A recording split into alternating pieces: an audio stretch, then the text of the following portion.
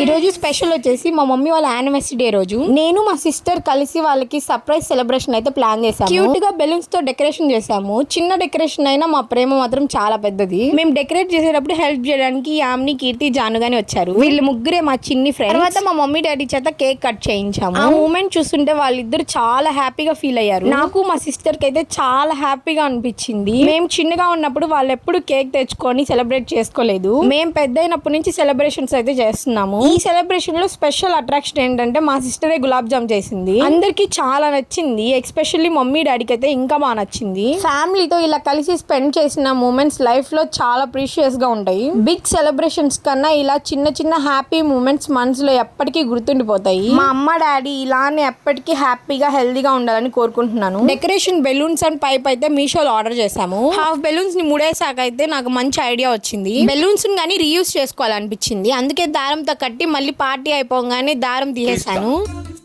నాలో ఉన్న క్రియేటివిటీ మొత్తం బయటికి తీస్తా.